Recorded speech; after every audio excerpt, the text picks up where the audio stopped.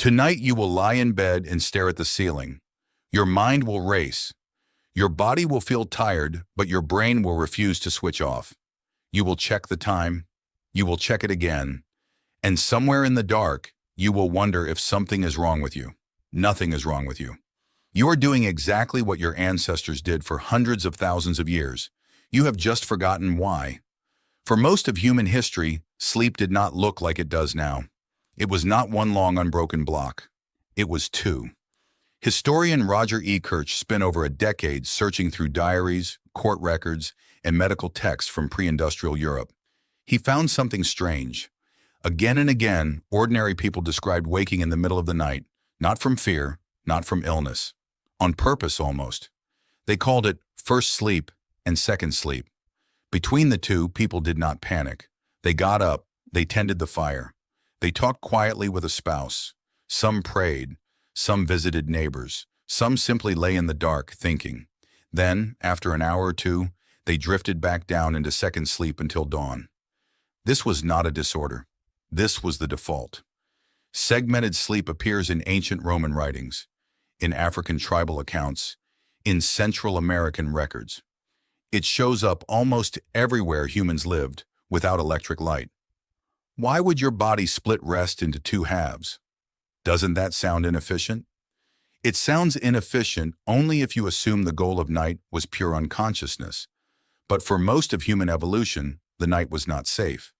Predators moved in darkness. Rival groups moved in darkness. A watchful gap in the middle of the night, a moment of alertness, may have been useful. It gave your ancestors a chance to listen, to check the fire, to notice if something in the dark had changed. Psychiatrist Thomas Ware ran an experiment in the 1990s that brought this ancient rhythm back to life. He placed participants in a room with 14 hours of darkness each night. No clocks, no artificial light, nothing to do but rest. No modern schedule, no bulbs to hold back the night. Within a few weeks, something shifted. The participants stopped sleeping in one long stretch. They split into two distinct sleep periods, with 1 or 2 hours of quiet wakefulness in between. Nobody trained them to do this. Their bodies simply returned to an old pattern, one that had been buried under generations of artificial light. During that quiet gap, something else appeared. Many participants described a state of calm alertness, not anxious wakefulness, something closer to meditation. Their brains during that middle window showed elevated levels of prolactin, a hormone linked to relaxation and calm. Here is the part that should make you sit up. Segmented sleep did not disappear because humans evolved past it. It disappeared because of a light bulb. Before gaslighting and electricity, night was long, dark, and largely empty. There was little reason to stay awake through it. After artificial light spread through cities in the 1800s, night became something you could fill. Factories ran later, streets stayed lit, bedtimes crept later, and morning stayed early. The two sleeps compressed into one, forced into a tighter, more fragile block. Your ancestors were not broken sleepers. You are the broken one, in a sense, forcing 8 hours of continuous unconsciousness onto a body that was designed for 2. So what happens when you wake at 3 a.m. and cannot fall back asleep? Your body might not be malfunctioning. It might be doing exactly what it evolved to do. The problem is what you do next. You check your phone. Blue light floods your eyes and tells your brain that morning has arrived. Cortisol rises. The quiet meditative gap that your ancestors used for rest becomes a spike of stress instead. Sleep researcher Matthew Walker has spent decades studying what happens when this rhythm gets disrupted repeatedly. Chronic, short, fragmented, poor quality sleep is linked to weakened immune function, memory problems, and long-term cardiovascular strain. Your ancestors were not fighting their nighttime wakefulness. Modern humans are, and that fight itself may be part of the damage. This does not mean you should force yourself into 2 sleeps.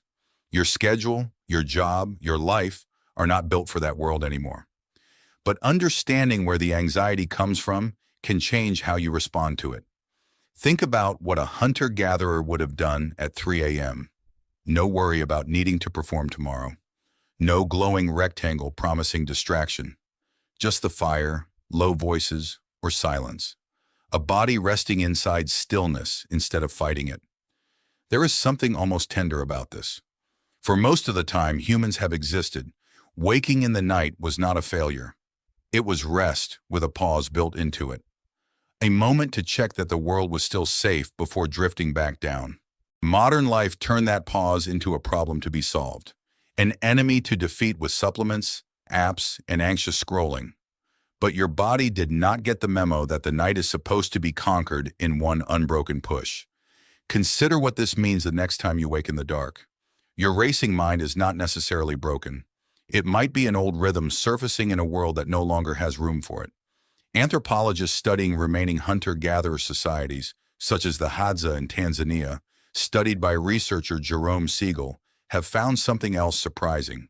These groups, living without electricity, show wide variation in individual sleep timing. Not everyone in the group sleeps at the same hours. Some drift off earlier, some stay watchful later. At almost any point in the night, someone in the group is awake. This staggered wakefulness may have served a purpose beyond the individual. A group with different people awake at different hours is a group that is never fully unguarded.